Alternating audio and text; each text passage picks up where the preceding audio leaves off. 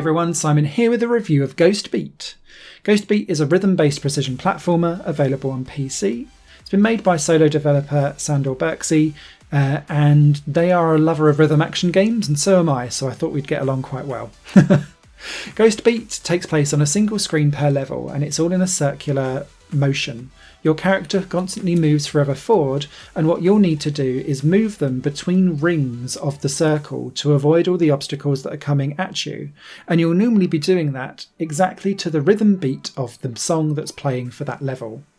Each level is a custom designed level that reminds me very much of rhythm action charts, but reminds me heavily of a game that I've got on PS4 called Maddening Overload, which does this kind of mechanic, but as an endless runner kind of going around a weird circular world, whereas here you're inside the world and your control is moving between the different rings of the world as you constantly go round. You'll be using your trigger buttons on the controller to do this, one to move to an outer ring, one to move to an inner ring. And very quickly you'll see that you'll need to do this to the beat of the songs as you go round. The game has, for me personally, a very slight sync issue though, and that is because there is a visual boom every time it wants you to kind of move in or out of a ring, and it's normally timed also to the triangles that you see going round on the outside.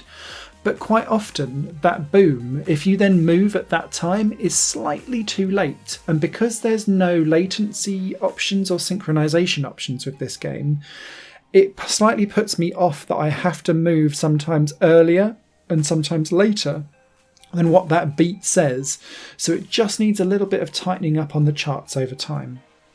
The game doesn't have specific difficulty levels either.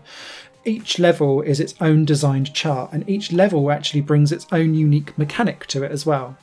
The first level just gets you used to moving in and out of different circles. The second one then starts to add keys to unlock doors and potentially some dead ends for you to go down, which is immensely frustrating when you're like at 90% of a level. And it does require this game memory-based tactics for you to remember exactly where to go, because quite often you're reacting to things at very short notice because of the way how the level reveals itself. It is through trial and memorization and not erroring that you kind of get to the end of the level, and that's fine as a game mechanic, but just be aware that you will be frustrated as you try and get through and go like a little bit further and then be like ah! and then have to kind of go again. Then the levels start to add like bounce pad type things or arrows that will push you in different directions. And what it does over the next 3 levels is kind of play out with that mechanic. So it might push you into an obstacle for you to then move out, or it might push you to a dead end that you'll need to get out of before you're stuck in it. Sometimes it will be that actually it will push you in the opposite direction. And that strangely actually does throw your mind off a little bit, because you're so used to constantly moving in a clockwise direction that when it pushes you anti-clockwise, you're like, my brain.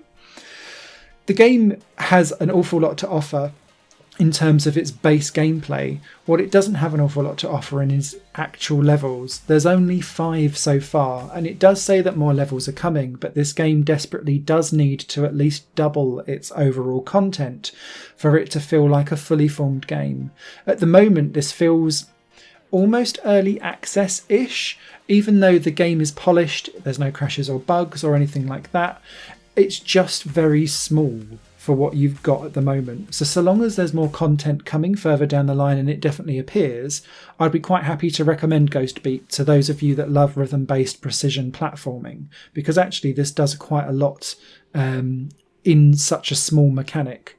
If you're a fan of Maddening Overload, I'd probably say Centris as well would be a really good one that would lovers of that would pick it up.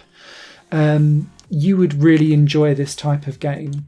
There's also one other game that I think would be really useful as a reference for as well, and that is Sonar Beat, which I've reviewed very recently on this channel as well. If you like any of those 3 games, I think you'll do very well with Ghost Beat. But in the meantime, I think it could do with a couple more levels, please.